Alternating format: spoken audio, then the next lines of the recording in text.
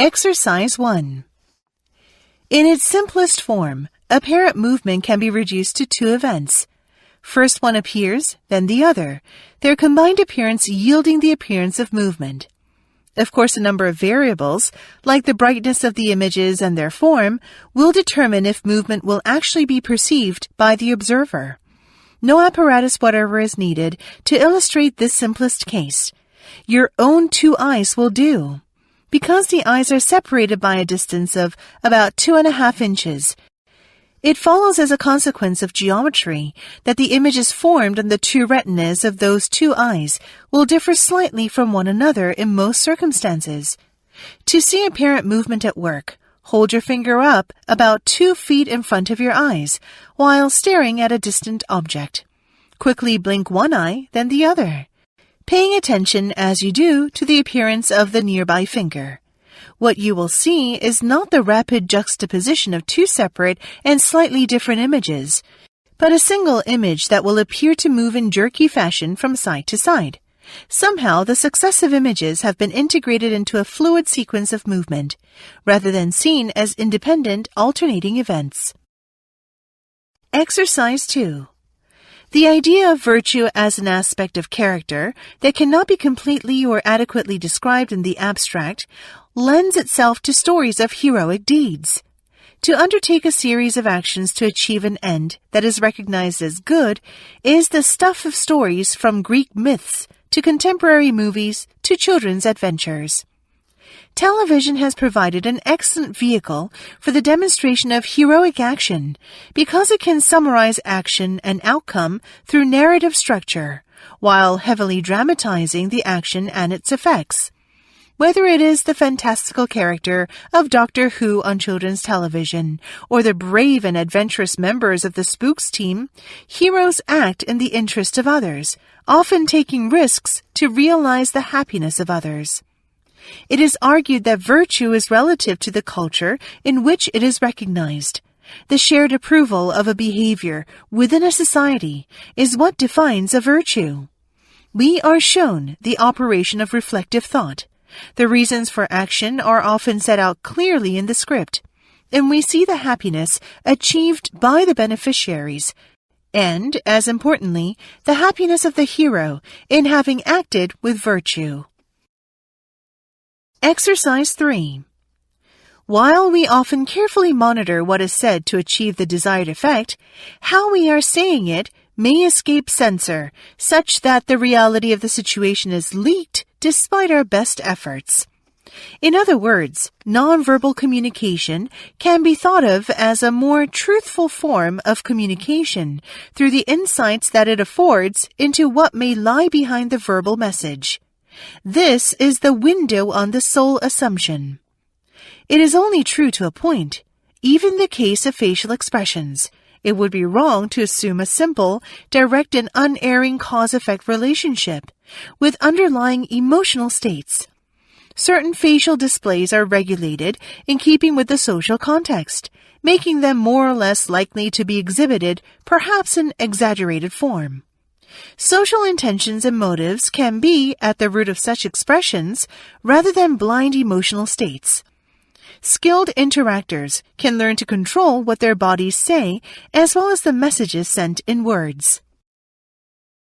Exercise 4. A recent phenomenon of consumer guidance is the book group. Traditionally, this might mean a small group of friends or acquaintances choosing to read a certain text at the same time and meeting up over a cup of coffee or glass of wine to discuss it in a friendly atmosphere, away from academic jargon or the environment of a classroom. Readers would take turns suggesting new titles, thus democratically ensuring that each member would have a say in the group's reading matter, and allowing for diverse authors and genres being covered. In the last decade of the 20th century, however, the reading club, in the true fashion of the media age, went global. It was adopted by television. In 1996, the successful and influential American chat show host Oprah Winfrey started up Oprah's Book Club. The books she reviewed and discussed in her programs were immediately picked up and discussed by private book groups across the country, and soon the world, and more often than not, reached bestseller status. Exercises 5 through 6. When we give our undivided attention to whatever it is we're doing, we gather clues that allow us to anticipate things before they happen.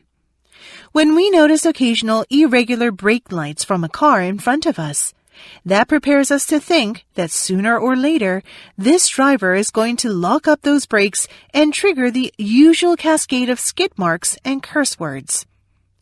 A child teetering by the edge of a pool gives us a clue about where they might be a minute from now if they suddenly drop out of sight.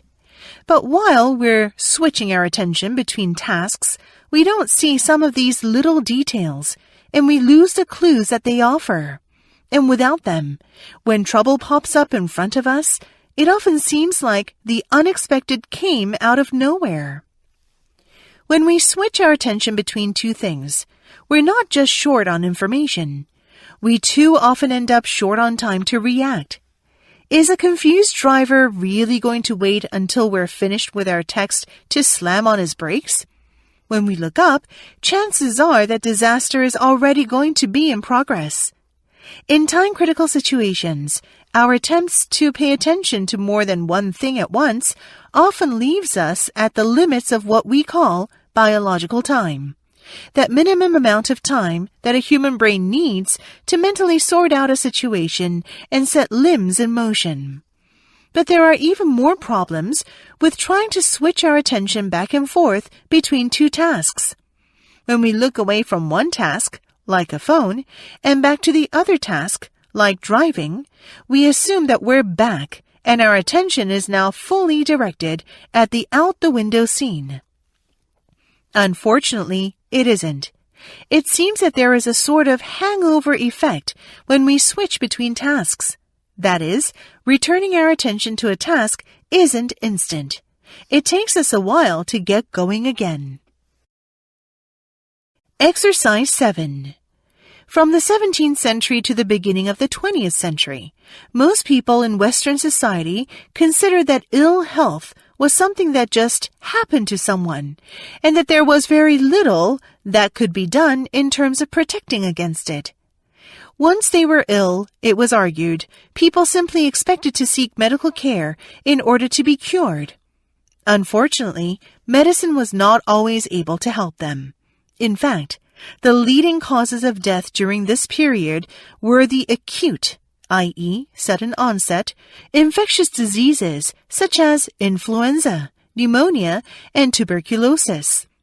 Once contracted, the duration of such illnesses was relatively short. A person either died or got well within a matter of weeks.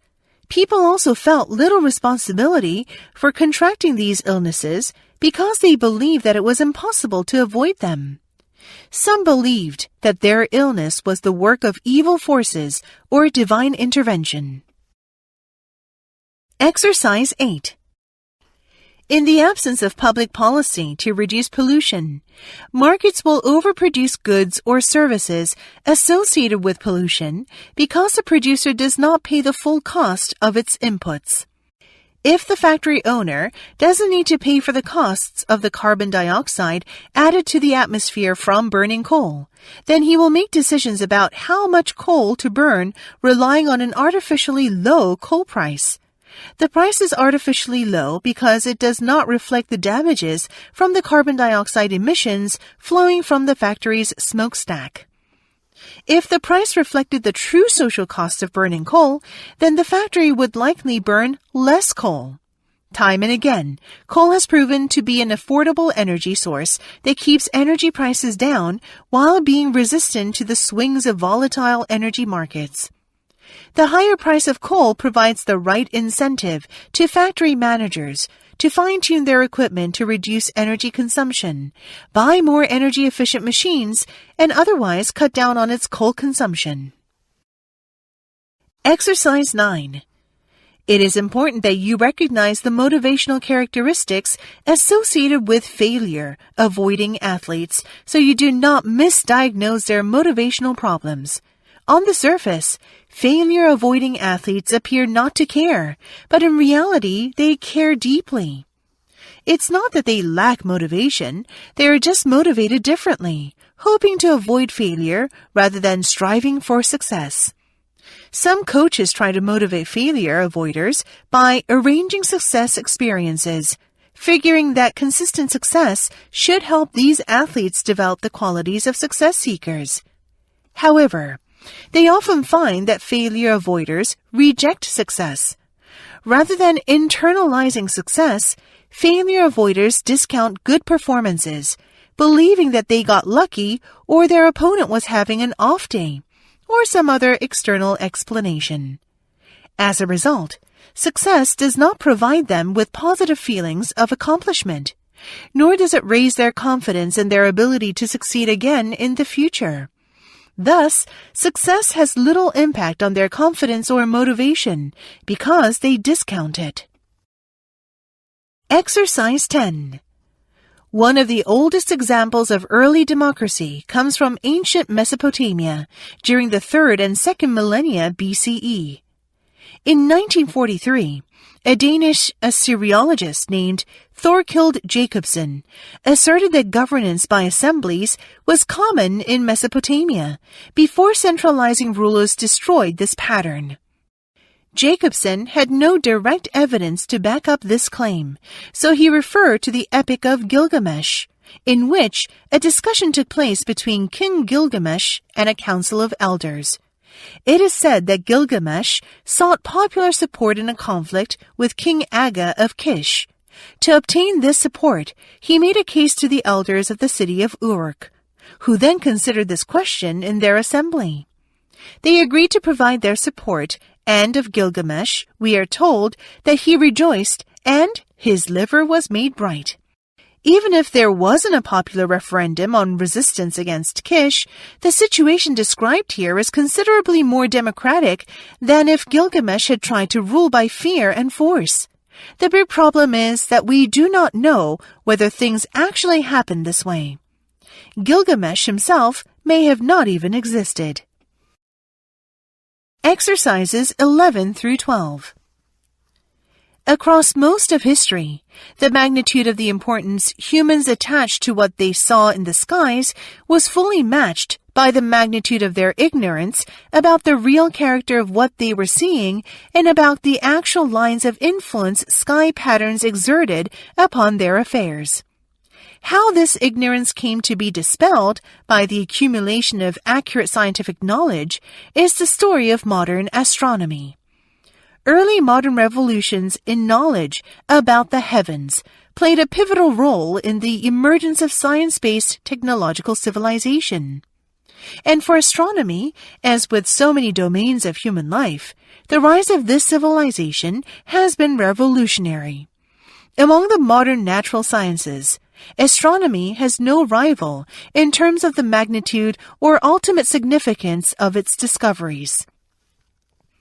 Over the past several centuries, and accelerating across the 20th, modern astronomy has produced a cascade of extraordinary discoveries that have utterly transformed human understanding of the universe and the place of the Earth in it.